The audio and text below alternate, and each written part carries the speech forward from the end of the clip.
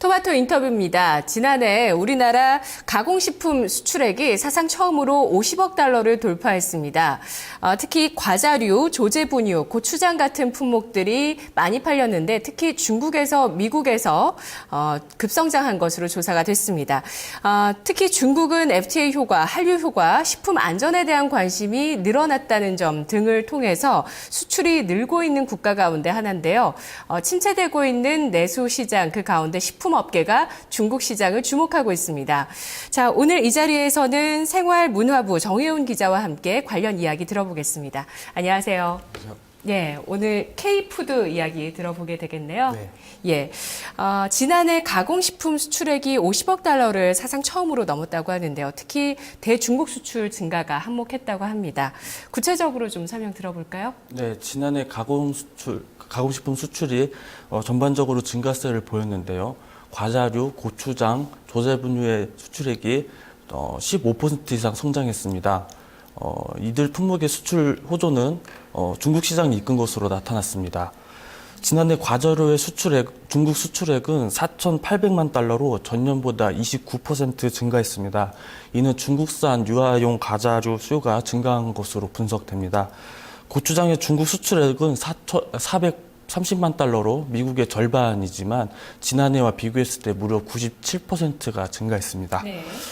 그리고 지난해 7월 중국 펑 리위안 여사가 방한했을 때 고추장을 구매했던 영향이 베이징이나 상하이 등 한식당의 많은 지역에서 고추장 소비로 이어진 것으로 보입니다. 분유는 중국 수출의 비중이 80%를 넘을 정도로 효자 품목 중에 하나입니다. 지난해 7,500만 달러를 수출해서 34%가 늘었습니다. 분유 역시 유아 시장 급성장의 영향을 받았고요. 국내 제조사의 제품 다변화와 홍보 강화의 효과가 주했던 것으로 파악됩니다. 네. 성장률로 봤을 때 특히 분유나 고추장이 참 눈에 띄네요. 예, 고추장은 특히 펑리위안 여사 효과가 있었다는 점. 고추장은 비빔밥 할 때 꼭 또 들어가야 되니까요. 중국인들이 우리나라의 매운맛에 좀 관심이 많은 것 같습니다. 주요 품목을 중심으로 이 중국 시장이 확대된 것이 영향이었다고 볼 수 있을 텐데요. 그러면 국내 업계에서는 어떤 전략을 펴고 있는지 좀 알아볼까요? 네. 우선 분유 시장을 말씀드리면요. 중국에서는 단백질 함량을 높이기 위해서 멜라민을 넣은 분유를 먹은 영아가 사망하는 사건이 일어나면서 한국 분유에 대한 수요가 높아졌습니다. 네. 반대로 한국에서는 지난 1990년 기준으로 4천만 캔에 달했던 판매량이 현재는 절반에도 못 미치는 1,700만 캔 정도로 하락하는 등 수요가 크게 떨어졌습니다. 이 때문에 이런 상황을 타개하기 위해서라도 중국 시장의 공략은 필수적인 상황이 되고 있습니다. 이에 따라서 업체별 시장 전략도 치밀하게 펼쳐지고 있는데요. 메일유업은 조제분유와 그리고 이유식, 특수분유 등 다양한 제품군을 활용해서 현지에서 브랜드 인지도를 높이고 있습니다. 그리고 남양유업은 안정적인 수출을 위해서 지난 2011년 항주 한약무역공사와 업무 협약을 체결했습니다. 올해는 34개의 도시에 판로 개척을 완료할 예정이고요. 현지 법인 설립도 검토 중입니다. 파스텔은 국내 제조사로는 처음으로 중국 품질 인증 센터로부터 해썹 인증과 GMP 인증을 동시에 받았습니다. 네. 국내 과자 업체 중에서 오리온은 늘어나는 수요에 맞춰서 현지 생산으로 성공을 거두고 있는 사례에 꼽힙니다. 지난 2013년 1조 1,131억 원의 매출을 올려서 1조 원 매출을 돌파를 했고요. 초코파이를 비롯해서 1,000억 원대 브랜드도 5개를 보유하고 있습니다. 네, 사실 주식시장에서 가장 먼저 움직였던 중국 소비주가 이런 음식료, 과자류였거든요.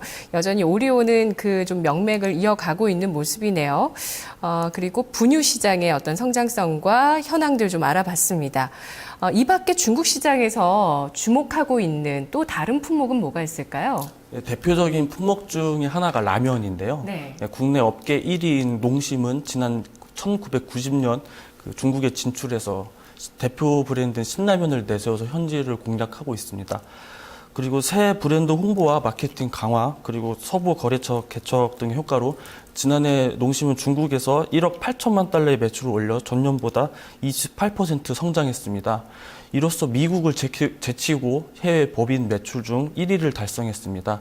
농심 중국 법인은 알리바바 타오바오몰 내에서 전용 쇼핑몰을 운영하고 있기도 합니다.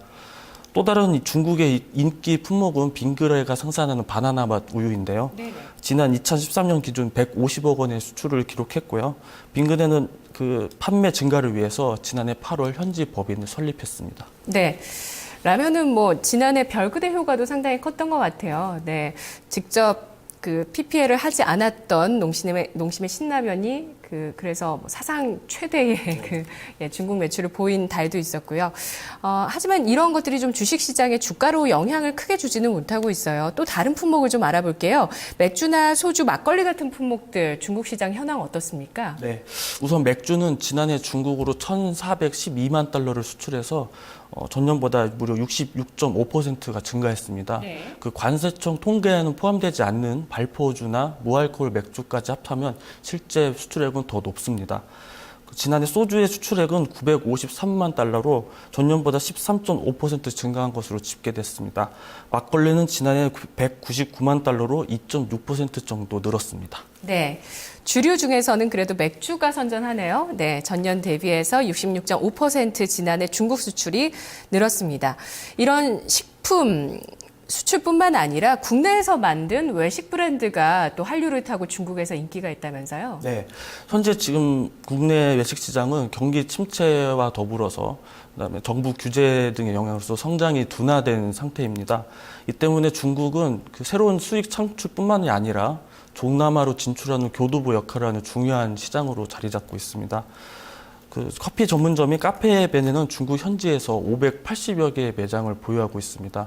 이는 국내에서 보유하고 있는 매장의 절반을 넘는 수치입니다. 10년 전부터 그 중국에 나가 있는 국내 베이커리 업계도 국내를 넘어서 현지에서 경쟁을 벌이고 있습니다. 업계 1위 파리바게트는 5개 진출국 180여 개 매장 중에서 중국에서만 120여 개로 가장 많은 매장을 보유하고 있습니다.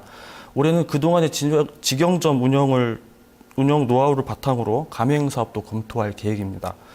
또레쥬르는 중국 내 7개 성과 1개 자치구 등 국내 업체로서는 최다 지역에서 66개 매장을 보유하고 있습니다. 국내 대표 치킨 프랜차이즈인 BBQ는 중국에서 150여 개의 매장을 운영하고 있습니다. 네.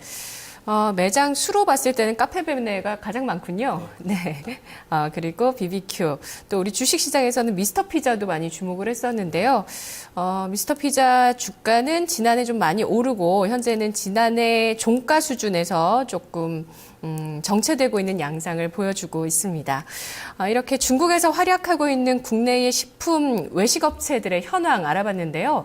또 이런 업계의 중국 진출이 사실 좀 어려운 부분도 많잖아요.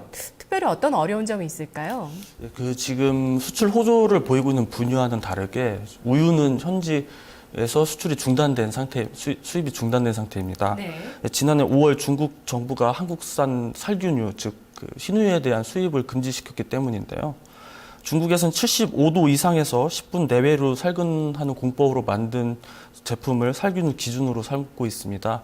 반면에 한국에서는 130도 이상에서 1, 2초 동안 살균하는 공법으로 생산하고 있어서 중국 기준하고는 맞지가 않습니다.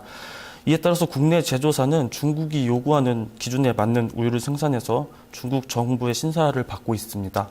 최근에는 국가인증감독관리위원회, 수출입 검역국 관계자로 구성된 실사단이 국내 제조사의 공장을 연이어서 방문을 하고 있습니다. 사상 최대치의 분유 재고량에 더해져서 국내 정부의 우유 정책까지 실패하면서 우유 시장은 위기를 겪고 있는데요. 이번 중국 실사를 바탕으로 업계는 중국 수출이 재개되기를 기대하고 있습니다. 우유와 같은 사례처럼 중국 현지의 규제가 수출에 차질을 빚는 것을 확인할 수 있습니다. 앞으로 모든 품목에서도 철저한 시장 조사를 거쳐서 이러한 상황을 사전에 예방하거나 즉각적인 대응이 진행될 필요가 있다고 생각합니다. 최근 분유 품목에서도 자국 업체를 육성하기 위해서 그 규제를 강화하려는 시도가 이루어지고 있다고 전해지는데요. 여기에서도 국내 제조사의 적절한 대응이 필요할 것으로 보입니다. 네, 분유업계 성장을 하고 있지만 중국에서 좀 마냥 웃을 수만은 없겠네요. 정부 규제가 나올 수 있다는 점도 좀 염두를 계속 둬야 되겠고요. 흰우유는 수출 재개 빨리 되면 또 관련 업계에 좋은 소식이 될 것 같습니다. 네, 오늘 이야기 잘 들었습니다. 고맙습니다. 네, 토마토 인터뷰. 우리나라 가공식품 수출액이 중국에서의 한류 영향으로 사상 처음 50억 달러 돌파했다는 부분들 구체적으로 알아봤습니다.